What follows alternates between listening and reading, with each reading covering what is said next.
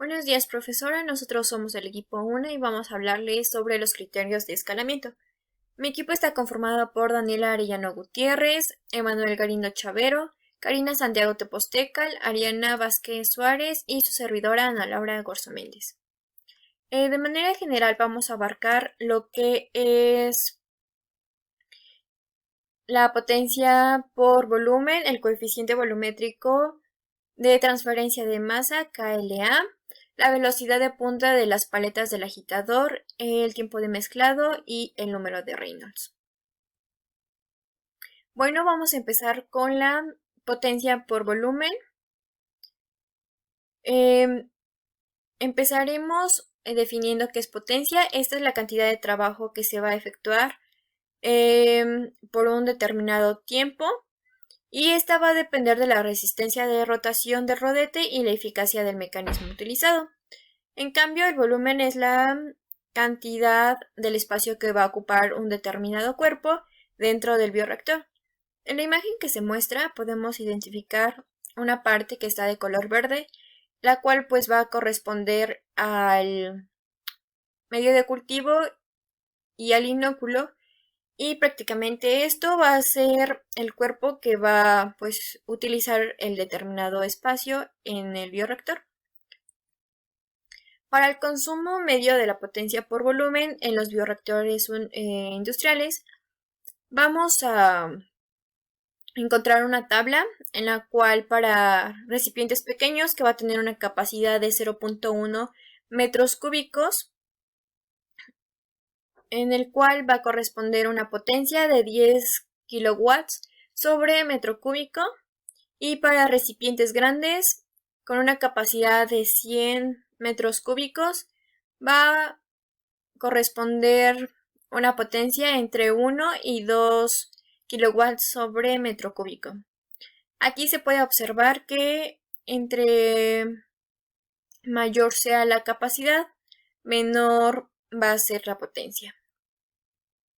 Ahora bien, hablando sobre la potencia en fluidos newtonianos sin aireación, esta va a depender de la velocidad del agitador, el diámetro y geometría del rodete, las propiedades del fluido, que en este caso puede ser, por ejemplo, densidad y viscosidad del dicho fluido. Para esto, podemos calcular la potencia a partir de la ecuación de número de potencia con la siguiente ecuación. NP es igual a P entre ρ por n subíndice I elevado a la tercera potencia por d subíndice I elevado a la quinta potencia, en donde NP va a corresponder al número de potencia, P potencia, ρ densidad del fluido, n subíndice I a la velocidad del agitador, DI va a ser el diámetro del rodete. Despejando pues dicha ecuación, obtenemos lo que es potencia, donde potencia va a ser igual a el número de potencia por la densidad del fluido por la velocidad del agitador elevado a la tercera potencia por el diámetro del rodete elevado a la quinta potencia. Para la potencia en fluidos newtonianos sin aireación, vamos a obtener tres regímenes, los cuales son el régimen laminar, el régimen turbulento y el régimen de transición.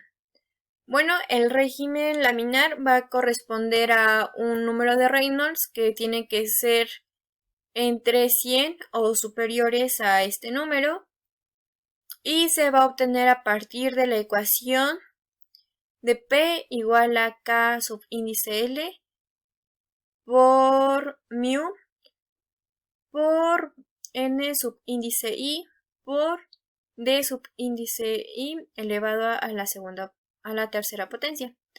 En en donde P va a ser la potencia, KL va a ser una constante de proporcionalidad. Esta va a corresponder de acuerdo al tipo de rodete y se va a obtener a partir de tablas.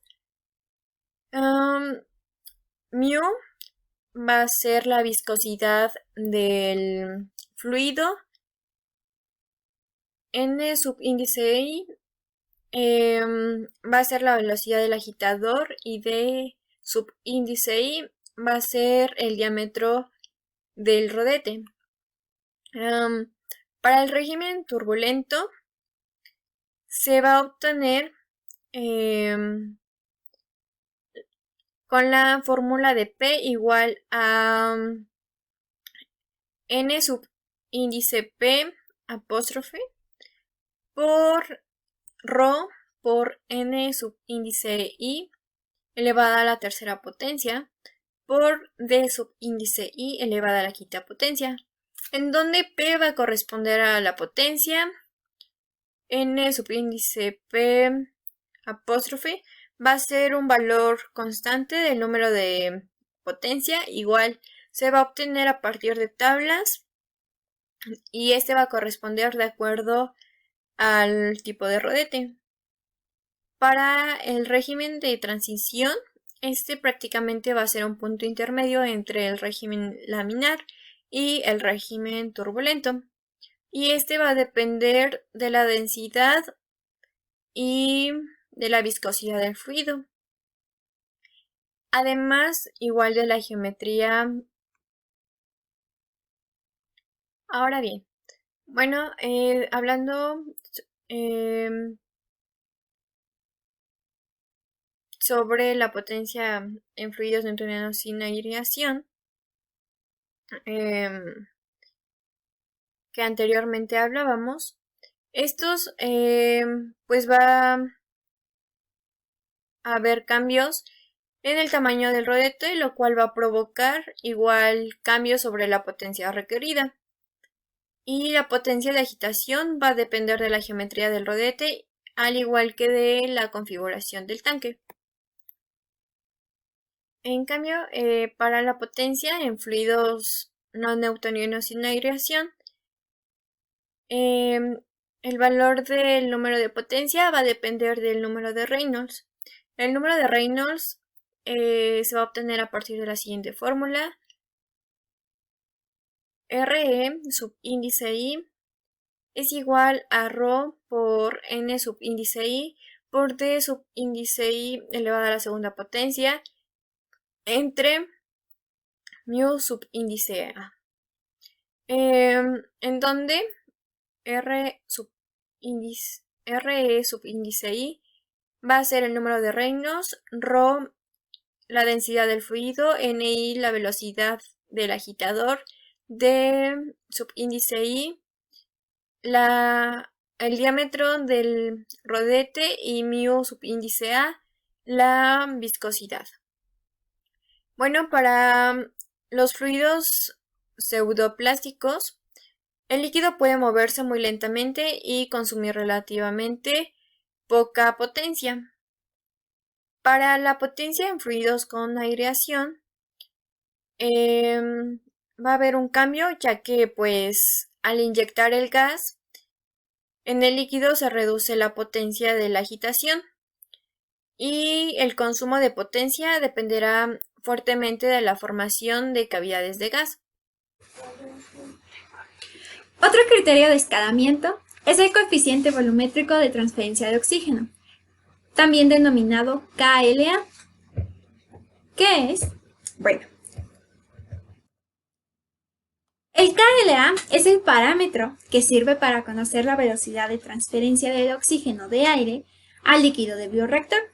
Este está relacionado con la eficiencia de un bioreactor para transferir oxígeno. Entre mayor es el valor de KLA, es mayor la capacidad de aireación. Esto nos quiere indicar que la eficiencia de nuestro bioreactor es buena en la aireación. El oxígeno es un nutriente importante, gaseoso y muy poco soluble en agua. ¿Pero por qué es importante? Bueno, es importante porque al trabajar con bioreactores para el cultivo de microorganismos aerobios con altas demandas de oxígeno, Una de las principales limitaciones se ve relacionada con la transferencia de este sustrato, es decir, del oxígeno, a nuestro medio de cultivo. En el metabolismo aeróbico, el oxígeno actúa como último aceptor de electrones, siendo este proceso clave para la generación de ATP.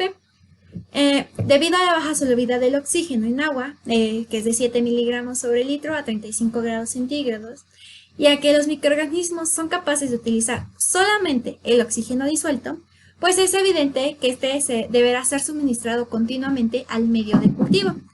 Para lograrlo, es necesario transferir oxígeno desde la fase gaseosa, que normalmente es el aire, hasta la fase líquida, que es nuestro medio de cultivo.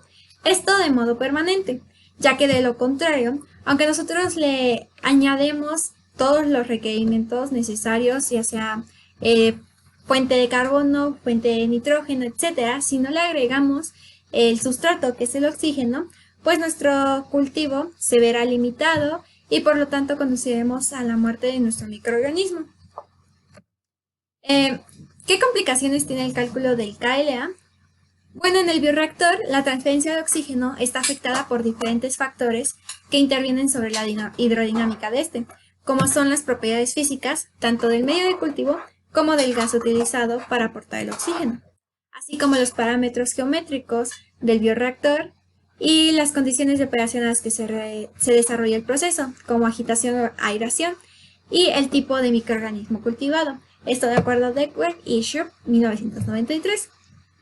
Sin embargo, una de las razones principales por la que la disponibilidad del oxígeno en el medio de cultivo está limitada está relacionada con su baja solubilidad en soluciones acuosas de nutrientes.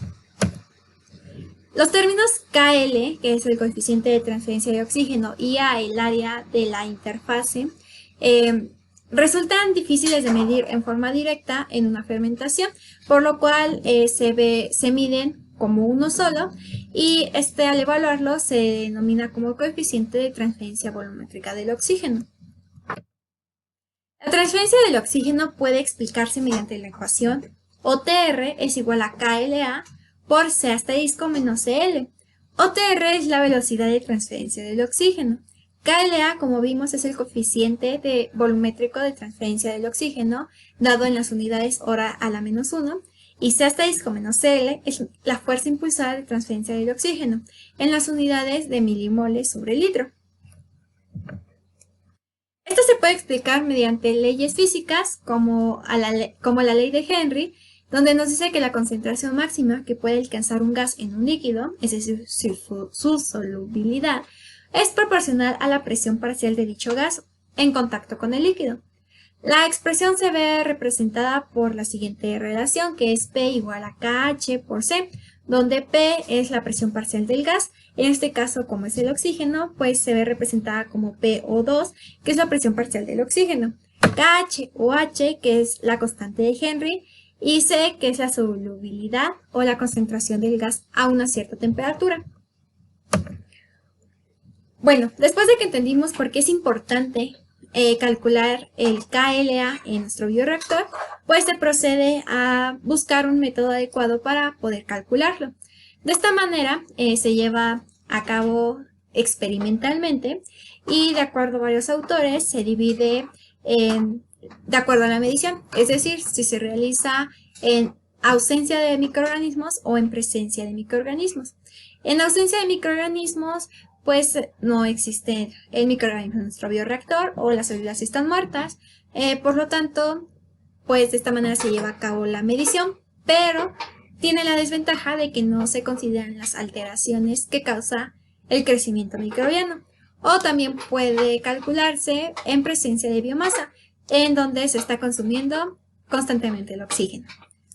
Los métodos de medición de KLA sin consumo biológico de oxígeno pues se llevan a cabo en ausencia de biomasa, es decir, cuando no se están llevando a cabo las reacciones bioquímicas. Por lo tanto, OUR es igual a 0, y en este caso la ecuación será dC sobre dt igual a KLA por nuestra fuerza impulsora. Las técnicas para medir la concentración de oxígeno disuelto se dividen a su vez en dos grupos, en los métodos químicos y en los métodos físicos. Los métodos químicos fueron los primeros en ser aceptados. Sin embargo, no son recomendables. Esto debido a que a los cambios en las propiedades físico-químicas de los líquidos, principalmente los cambios de coalescencia. La coalescencia es una propiedad de las partículas coloidales para agruparse. Y bueno, estos son producidos por la adición de químicos. Estos métodos pueden dar valores más altos que los reales, debido a que la tasa de absorción puede engrandecer por las reacciones químicas que son llevadas a cabo muy rápido y que ocurren en la fase líquida si las condiciones experimentales no se mantienen dentro de ciertos límites. Un ejemplo de los métodos químicos es el método de la oxidación de sulfito. Por su parte, los métodos físicos pues emplean la respuesta de un sensor de oxígeno ante los cambios en la concentración del gas dispersado en el medio bajo condiciones no estacionarias. Son los que actualmente son más utilizados ya que se basan en la medición de la concentración de oxígeno disuelto en el líquido durante la absorción o la distorsión del oxígeno en la disolución. Un ejemplo de los métodos físicos es el método dinámico. Y pues existen varios métodos que han sido desarrollados para medir el coeficiente de transferencia volumétrico de oxígeno en fermentadores aeróbicos. Y pues cada uno de ellos tiene sus ventajas y desventajas. Bueno, la oxidación de sulfito, como vimos, es un método químico y consiste en que se basa que el sulfito de sodio en presencia de iones cobre más 2, cobalto más 2, reaccionan rápidamente con el oxígeno. Según la reacción de sulfito de sodio más un medio de oxígeno nos genera sulfato de sodio, esto en un medio ligeramente alcalino, y así la concentración de oxígeno disuelto en el líquido es cero. Es aplicable en una escala de laboratorio. Las oposiciones que presenta es una alteración de la fuerza motriz, del coeficiente de difusión y de las propiedades de coalescencia. Por su parte, presenta las ventajas de que es un método simple y poco costoso, pero tiene la desventaja de que en soluciones salinas concentradas provoca una disminución en la coalescencia de las burbujas, aumentando por tanto el área por unidad de volumen. Y de este modo, el KLa que se obtiene suele ser mayor que el que se tendrá con líquidos no coalescentes, como son usualmente los medios de cultivo. Por lo tanto, puede calcularse un KLa erróneo y pues también no puede ser aplicado en procesos microbianos, ya que como dijimos es un método químico que se lleva usualmente en ausencia de microorganismos. La técnica de eliminación de gas, en ella las mediciones experimentales necesarias para evaluar KLa deben consistir de variaciones de Cl por T. Esto se puede lograr eliminando el oxígeno disuelto burbujeando un gas inerte, que usualmente es el nitrógeno, hasta conseguir que Cl sea igual a 0. Es en una escala aplicable de laboratorio y presenta la ventaja de que es un método bueno para determinar KLa cuando se requieren hacer comparaciones entre diversos bioreactores. Bueno, antes de continuar, consideramos que es importante resaltar la diferencia que existe entre estos dos términos, entre agitación y mezclado. Para ello decidimos presentar el siguiente ejemplo, el cual nos dice: se puede agitar un tanque de agua fría, pero no puede mezclarse a menos que se añada otra sustancia. ¿Esto por qué? Bueno, la agitación no es más que una forma de forzar un fluido por medios mecánicos para poder generar para que éste pueda adquirir un movimiento de tipo circulatorio por medio del interior del recipiente, como es en este caso dentro del tanque. Y una mezcla va a ser una distribución al azar de dos fases que inicialmente se encuentran separadas, pero se encuentran distribuidas al azar entre sí. Un ejemplo de esto puede llegar a ser lo que es un fluido y un sólido, o dos fluidos pero de distintas densidades. Mi nombre es Emanuel Chavero y yo voy a presentar el tema de velocidad de punta de las paletas del agitador. Entonces, como tal, este tipo de velocidad no es más que el resultado de la multiplicación entre la velocidad angular y el radio interno del agitador. Para ello, es importante saber qué es la velocidad de agitación. Esto no es más que se denomina velocidad de circulación al volumen de fluido puesto en movimiento por el rodete por una unidad de tiempo. Y es muy importante saber que la ubicación de los agitadores en el tanque va a depender del tipo de turbina a emplear. Entonces, para esto hay que conocer que existen dos tipos de flujo que van a ser representados o van a ser promovidos por este tipo de agitación, por la agitación. El primero es una agitación de tipo axial y la segunda es una de flujo radial. ¿Qué es la agitación de flujo axial? No es más que generar corrientes paralelas alrededor del eje del agitador, como se puede observar en la figura. Entonces, el líquido, el fluido, va a estar ascendiendo a través de lo que es el tanque, el interior del tanque, y se puede observar este tipo de movimiento que hacen, de arriba hacia abajo. Y en cambio, el de flujo radial va a dar origen a corrientes, pero justamente en direcciones radiales al eje del agitador, como se puede observar en esta figura. Lo que va a dar como consecuencia es la formación de un vórtice sobre la superficie del líquido. Bueno, la velocidad del fluido se va a dar en un punto del tanque, pero para ello es importante resaltar que existen tres componentes las cuales van a verse implicadas dentro de todo esto.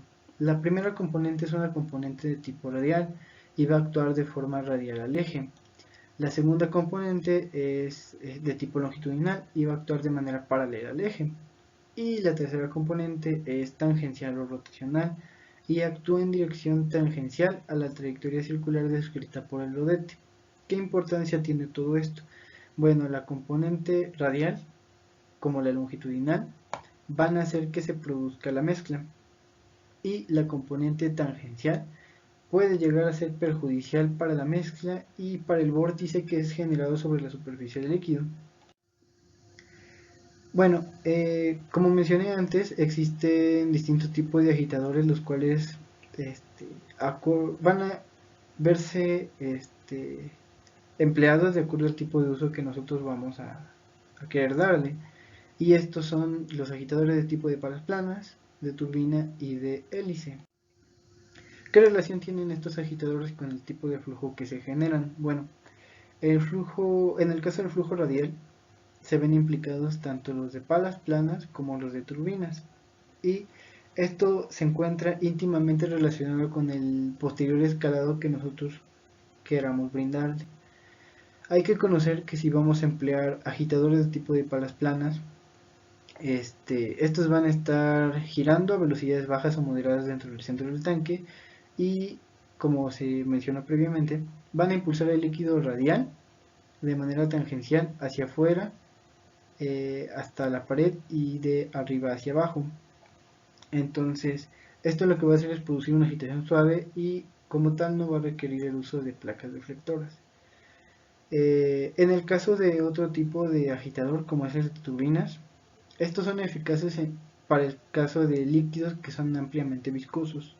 Y este tipo de turbina es muy útil para los sólidos en suspensión, lo que nos va a permitir que al hacer que el líquido fluya hacia abajo, va a levantar los sólidos que se encuentran ya depositados en el interior del tanque.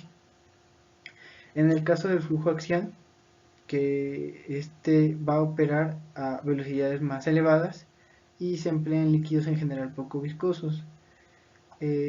Como lo mencioné previamente, este tipo de flujos y el empleo de este tipo de agitadores se encuentran íntimamente relacionados con el escalamiento, ya que, por ejemplo, en el tipo de agitadores de hélice son mejormente recomendados o mayormente recomendados para tanques más grandes o de mayor capacidad.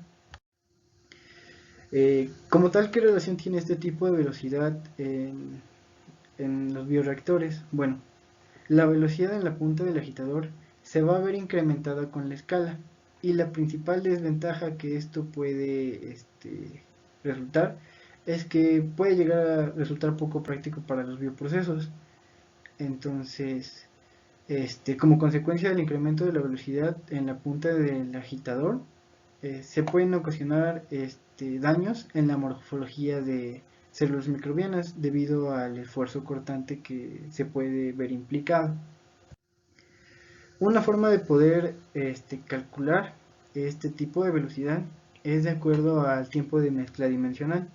Entonces, este tipo de velocidad en la punta de pala del agitador se puede obtener sustituyendo los valores de esta fórmula, que como tal las unidades en las cuales se encontraría serían en metros sobre segundo.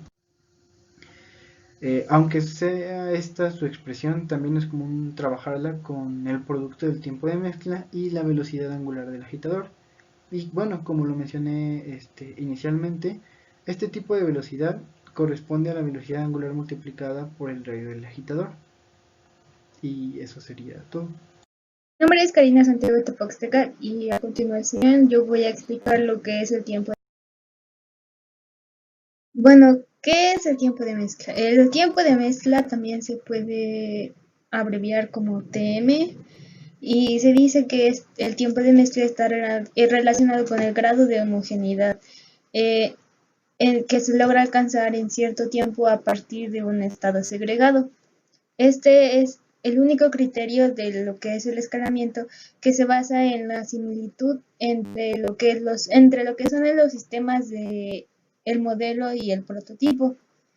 La condición operacional que esta presenta es mantener constante el tiempo de mezcla durante todo el proceso. El uso de trazadores. ¿Qué es un trazador? Un trazador puede ser un ácido o una base, o también puede ser una disolución salina concentrada. Este tiene la función de medir o cuantificar el tiempo de mezclado cuando este es inyectado al recipiente o al tanque, llegando a medir su concentración en determinados intervalos de tiempo. ¿Cómo funciona el trazador? Este es añadido por medio de una inyección en el recipiente a X concentración. Cuando este es inyectado al tanque, el tanque seguirá un determinado flujo como se puede observar en esta gráfica. La gráfica representa lo que es el uso de un trazador en un bioproceso. Entonces, como se dijo, el tanque seguirá un determinado flujo, como en la gráfica, y cada vez que el líquido se acerque a lo que es el trazador, este detectará una concentración alta, por lo que después de varias vueltas o circunferencias se alcanza el grado de homogeneidad deseado. Para lo que es la cuantificación del tiempo de mezclado, el uso de trazadores no es el único método para su cuantificación. Existe también el método por medio de una inyección de líquido caliente a lo que es el tanque, y para poder cuantificarlo se mide el resultado o respuesta obtenida de la temperatura posterior a la inyección de este líquido.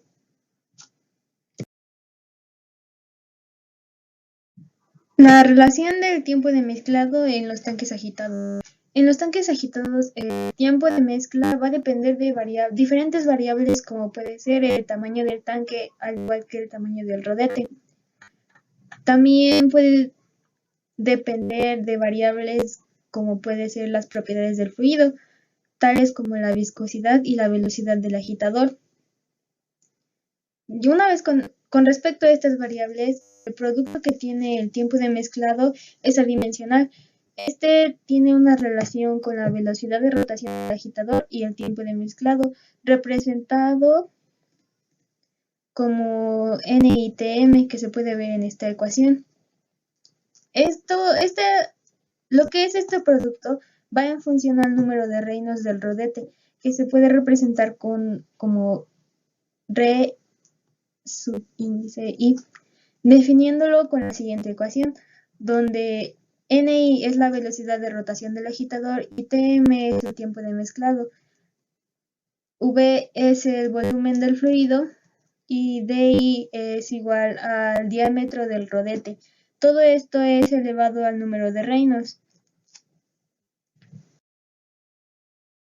Con la anterior fórmula podemos decir que NITM representa el número de giros del agitador que son necesarios para homogeneizar el líquido.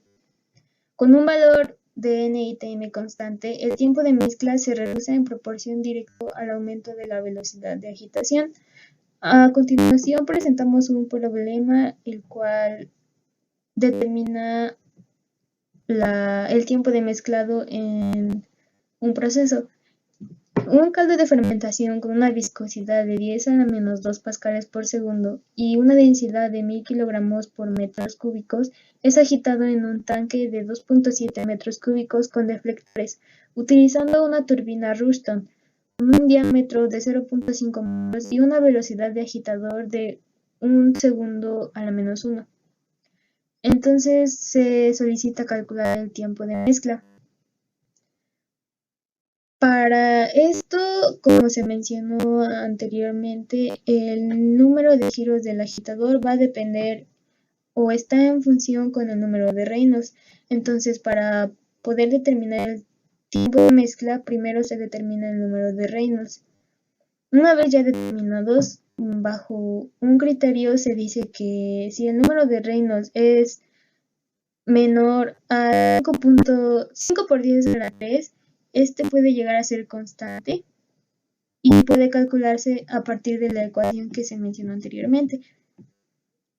Siendo así un despeje, como se muestra aquí, y obteniendo un valor de 33.3 segundos. Entonces podemos decir que el tiempo de mezcla es aproximadamente 33 segundos.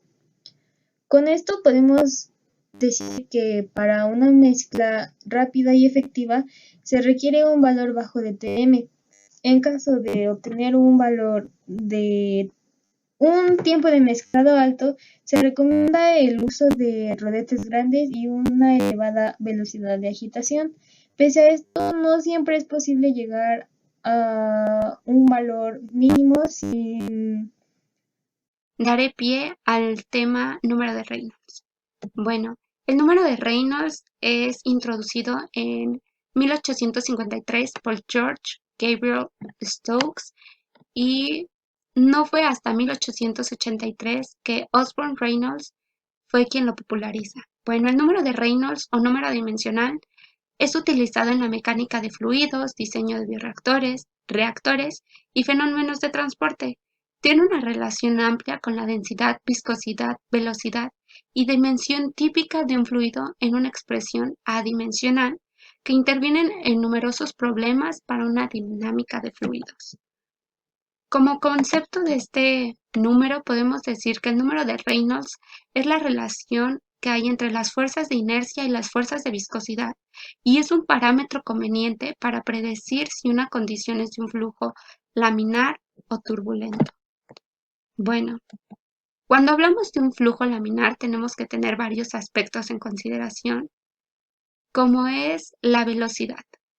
Cuando hablamos de un flujo laminar vamos a hablar de que es un flujo con muy poca velocidad, que va a tener un número de Reynolds menor a 2000. Este número no tiene unidades, ya que es un número dimensional. También podemos decir que las partículas de un fluido laminar van a ser o se van a mover de manera recta, como lo podemos ver en la imagen de la izquierda. Y también podemos decir que las capas de agua que fluyen una sobre otra a diferentes velocidades son sin prácticamente mezclarse, ya que tienen una velocidad muy baja como para que éstas puedan tocarse. El perfil de la velocidad del flujo, como lo acabo de mencionar, para un flujo laminar en unas tuberías circulares es de forma parabólica y con un flujo máximo en el centro, que sería en esta parte, y un flujo mínimo en las paredes de la tubería, ya que estos, al tener capas tan fijas, por decirlo de alguna manera, no suelen tocarse y por eso mismo no van a tocar las paredes de nuestra tubería. La velocidad del flujo promedio es aproximadamente la mitad de la velocidad máxima que éste tenga. Bueno, ya que hablamos de un flujo turbulento, vamos a hablar de que el número de Reynolds va a ser mayor a 4000 y en este caso ya vamos a ver cómo las partículas van a generar un movimiento irregular y es por eso que se caracteriza, como un flujo turbulento. El movimiento promedio va a estar en dirección del flujo y el perfil de la velocidad del flujo para un flujo turbulento es bastante plano a través de la sección central, ya que a diferencia más bien del anterior, este, no va a tener como capas fijas, entonces van a poder chocar, por así decirlo, entre ellas. Y la sección central de una tubería y cae rápidamente a las paredes, ya que como van a tener movimientos irregulares, estos sí van a tocar constantemente la pared de nuestra tubería. Bueno, la velocidad del flujo promedio es aproximadamente igual a la velocidad en el centro de la tubería, que como ya lo dijimos, va a ser bastante plano. Tenemos una ecuación aquí que posteriormente se va a explicar. Bueno, este número, como ya lo mencionamos, es adimensional, compuesto por características físicas de un fluido, y es un número creciente de Reynolds, ya que va a ir de un flujo laminar, vamos a tener una parte de transición y posteriormente una parte turbulenta, y esto nos va a ir indicando cómo va creciendo un número de Reynolds. La ecuación que tenemos de este lado, vamos a decir que V es la velocidad del fluido, que es esta, D es la dimensión lineal, que es la característica, que es la longitud corrida del fluido, el diámetro hidráulico, etc. Luego vamos a tener la densidad del fluido, que está aquí. Posteriormente vamos a tener una viscosidad dinámica, que va a estar en pascales, y una viscosidad cinemática, que va a estar en metros cuadrados sobre segundo. Y esto va a ser igual al volumen sobre una viscosidad sobre la densidad. Bueno, el número de Reynolds va también aliado con un flujo interno. Esto nos quiere decir que la configuración de un flujo interno es una geometría conveniente para calentar y enfriar fluidos utilizados en las tecnologías de conversión de energía, como lo es en bioreactores. En general, este régimen de fluido es importante en ingeniería porque las tuberías circulares pueden soportar altas presiones y por lo tanto se utilizan para transportar líquidos. Los conductos no circulares se utilizan para transportar gases a baja presión, como es el aire en los sistemas de refrigeración y calefacción. Uno de los ejemplos más notorios es en los bioreactores, ya que en la parte de adentro van a tener este tipo de tuberías para que nos ayude a dar las condiciones necesarias a nuestro microorganismo de crecer. Bueno, vamos a seguir hablando de un flujo interno, pero esta vez de manera gráfica. En la imagen de arriba vamos a poder ver que tenemos varios parámetros que en ella se unen.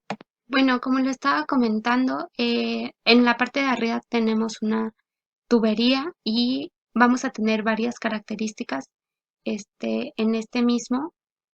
En la parte de aquí donde lo estoy señalando, va a ser donde las capas, el límite de las capas crecientes. Posteriormente vamos a tener un flujo de núcleo invisible en esta parte y en esta parte final vamos a tener una fusión de capa límite donde se van a encontrar todas las capas que van a ir entrando en la parte de la tubería y posteriormente en el último va a ser el perfil de velocidad desarrollado durante su trayectoria. Bueno, para finalizar las conclusiones que como equipo nos llevamos es que establecer estos conceptos y establecer los criterios para llevar un proceso de escala laboratorio a una escala industrial son importantes, ya que cada uno de estos nos va a llevar a una elección y a un diseño mejor de nuestro bioproceso, de nuestro bioproducto o en este caso de un bioreactor. Bueno, establecimos unas reglas que ya al estudiar el tema y al analizarlo bastante bien, pues dijimos que las reglas en las que nos concentramos fue que Cuando se trabaja con microorganismos o células sensibles, es decir, que dependen de varios factores tanto físicos como químicos y biológicos, normalmente el rango de variación va a ser el que estemos proponiendo en el diseño. También nos acostumbramos a suponer que las condiciones establecidas para el modelo, o sea, en un sistema menor, se cumplen, por lo que podríamos pasar a un prototipo que ya va a ser a una mayor escala, de acuerdo al criterio de conformidad por similitud. Otra de las suposiciones comunes que hacemos es que las variables físicas y químicas del bioproceso, ya sea su pH, temperatura, viscosidad, etc., actúan y varían de una misma forma en ambos sistemas, ya sea en el sistema de laboratorio o en un sistema que se puede pasar a un industrial. Gracias a todos estos requisitos, podemos hacer un bioproceso de una mejor manera y lo podemos adaptar a las necesidades que tengamos. Además, las similitudes del laboratorio como la escala industrial tienen que ser con un rango de error mínimo, y es por eso que estos pasos y estos criterios nos ayudaron a establecer de una manera más amplia cómo queremos trabajar en un futuro con cualquier otro sistema que se nos ponga o que se nos presente como profesionistas.